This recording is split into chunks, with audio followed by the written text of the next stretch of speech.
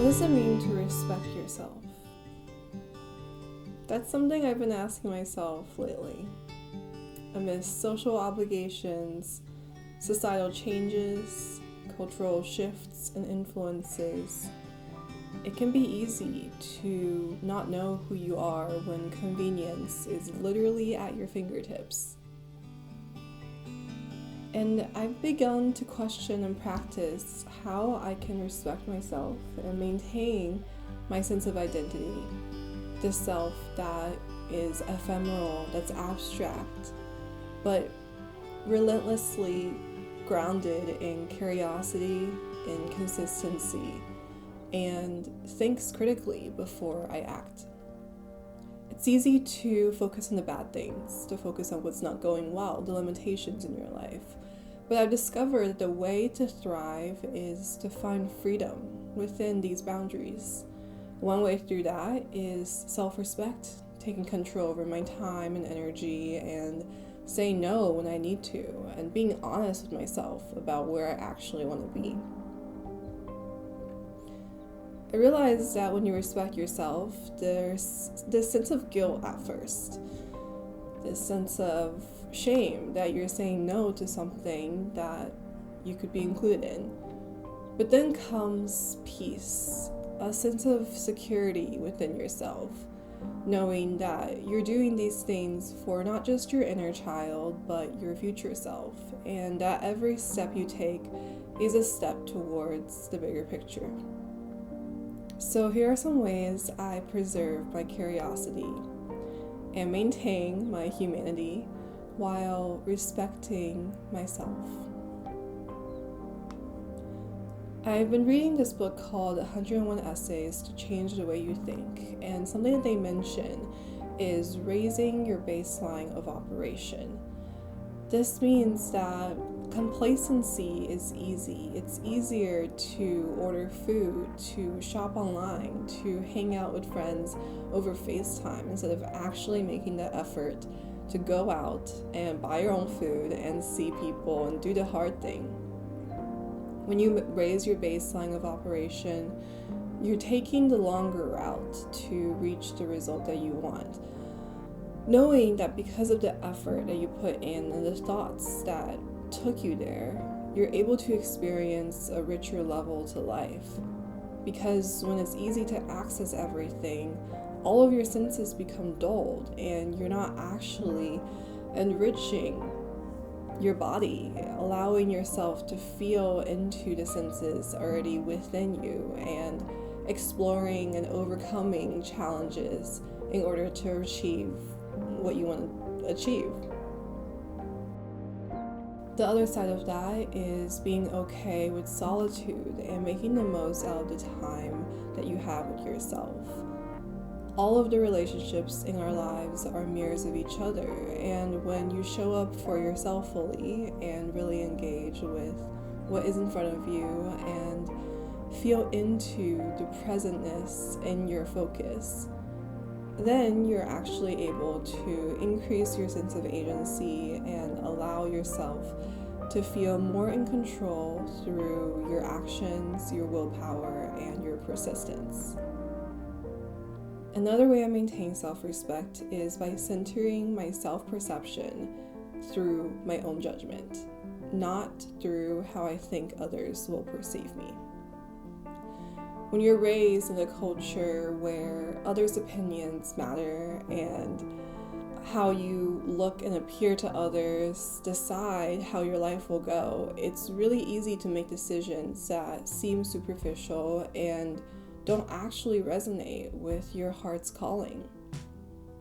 The beautiful thing about being in a society is that there are many facets that you can learn yourself from, whether that's religion, background, morality, or different kinds of available careers. But these can also be restrictive, and when you choose paths that seem successful or seem like they'll make you a lot of money or give you a higher status, but don't actually satiate the thirst for adventure you feel in your bones, then you're stifling yourself and not allowing you to actually be the truest version that you can be. Now, this all sounds easier said than done, but the longer that you stay in a restricted place, the more you'll feel the need to be honest with yourself and want to get out of your shell. When you allow your idea of success to be based on your own judgments and perceptions, not someone else's, then you can truly feel what it means to be successful, to be happy, and to feel wealth. The biggest mistake I've made in my past was thinking that my opinions didn't matter, that I was just a human and others always knew better than me. But that's not the truth. The truth is I always knew what invigorated me. The only thing that was missing was courage, bravery to take that step towards my dream for fear of failure. And I'd rather do something that seemed practically successful or stable than actually take the risk of chasing my own happiness, which is such a cliche that is in every book and movie that's talked about. But there's a lot of truth to that, because when you stifle yourself, you're not allowing your own potential to come out, and it'll manifest in other ways. For me, that was anxiety, sleepless nights, depression, and self-sabotaging acts. So take the hard route before it's too late. And FYI, it's never too late. In the same realm, when you have inner authority instead of outer authority, you don't really care about how you're perceived. It does become easier as you get older, because when you're a teen or adolescent, your role in society is literally determined by how others view you. But the embarrassment of being cringe or being yourself doesn't matter as more as you get older, because other people are not living your life, you are. So it's up to you to make that decision for yourself. And if you keep letting how you're perceived by others stop you from doing the things that you actually want to do or that you've been curious about, then whose life are you actually living? And this leads me to something that is not talked about enough, that's becoming more popular now, but the importance of rest and rejuvenation. Rest does not mean lying in bed all day and watching TV and ordering takeout. It could, but if that's true rest for you, then I would question what is replenishment for you. I believe rest is something that allows you to reflect on and take a break from what is not going great in your life. And by great, I mean things that just don't feel aligned to your soul, things that just don't light you up. It's hard to be honest with yourself about that, but rest becomes easy when you know the truth of your situation and how your decisions have led you to this point. Rest allows you to take stock of what you've already done and begin to make the moves towards things that you still want to do, knowing that you're so capable of so many different things. I was having a conversation with a friend yesterday, and we were talking about how things can be hard, They seem so far away and so ultimate. But the thing is, hard is just a subjective measurement. Anything that takes time and persistence and will is hard. So it's up to you to find and choose what is the thing that you want to reach that may seem hard, but is actually easy when you take the steps towards it. There is no day without night, and there are no fruits without the seeds planted. So when you rest, you're allowing yourself, your body, your brain to literally process all of the information you've given it, all of the resources that you've exerted, and allow it to rest and maintain this equilibrium that is much needed in your body. Number 4, find ways to be weird. Weird is just anything that's unconventional. Maybe things that are stigmatized, maybe things that are taboo, and things that are ultimately good for you in the long run. You know, I went to a college where the slogan was be you. And for a long time I questioned that. I was like, I don't know how to be me. Like, what does that mean? But the truth was I did. I just didn't want to admit it. And I've discovered that being you means being vulnerable and being honest. Being vulnerable in a way that allows you to share your fears with others, but being honest in a way that allows you to take accountability of how your fears have held you back. So, not holding on to the shame and guilt, not holding on to attachments of past stories and old narratives that no longer help you to get to where you want to be and no longer help you see the truth of your situation. Again, easier said than done, but the more that you shed those old identities, the fears, the shame, the guilt, the anxiety, the more you'll feel free of this burden, and the less you'll feel like you need to save the world all by yourself, because it's not all on you. And when you're able to move openly with love, with authenticity and complete honesty, your energy will literally attract your tribe and bring the people to you that you've always wanted to be around.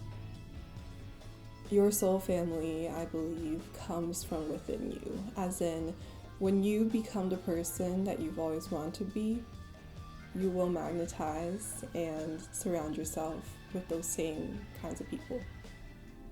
And number 5, seek what fuels you, not what is popular or mainstream. This is similar to having your inner authority be within you. But more specifically, it can be really easy to persuade ourselves to not do something because it seems too hard, or you're the only one interested in it, or it's something completely new and you just don't want to do it alone. But the truth is, no one else is living your life for you. And if you have a specific curiosity or pull towards something, even if you're scared about something, let that fear show you what you're interested in. Let that fear pull you towards what is infinitely possible and helps you maintain a strong sense of your own ideology and your own critical thinking. It's really important, I think, to build up courage, to try and experiment with things before you let yourself not do it, before you just give up completely and then keep on doing the same old things because it seems practical or safe or secure. And on the other side, I know it can be really easy to worry. Worrying is natural. It's kind of our embedded protective mechanism that helps us stay safe and not get eaten by predators. And nowadays, when we see everyone else doing successfully, getting a great job, having a great career, publishing papers, starting their artist, musician, dancer path, whatever, we worry, are we good enough? Are we on the right track? Should we be doing what they're doing? But comparison is the thief of joy, and worrying is just manifesting what you don't want to happen. So, only worry when you have exhausted all options, including metaphysical options like prayer, like journaling, like creating symbols of groundedness and centeredness and faith. There are so many tools that are available to you that don't require money, that just require a steadfast belief in yourself and in your process. And that can feel lonely. But the more you build upon this inner power, this alchemical fuel within you, the more you'll attract people like you, and you'll realize that everyone else is also feeling that way. They're also figuring things out as they go. So always put worrying last. Even if it seems like the natural thing to do, it's just a habit, and habits can change with repetition. So, with that said, know that the highest form of self-respect is protecting your energy and your attention. Protecting them from things that don't actually align with your values. What do you care about? What drives you? What motivates you from those primal emotions that you have? And even if you're not at your dream job at the moment, how can you connect those primal emotions, the desire for food, for security, for some type of agency, to this job, so that you allow your emotion to drive you, the need for safety instead of fear, instead of anxiety. If you're interested, I could create a hypnosis to reattach your idea of existing things to new emotions, to more positive, more helpful emotions. But that's another video for now. Just know that when you define yourself clearly, at least when you're honest with yourself, external opinions lose their weight. You won't hold on to things as easily because you won't take things as personally. And remember that your perspective is valuable because it's unique and because it's precisely yours alone.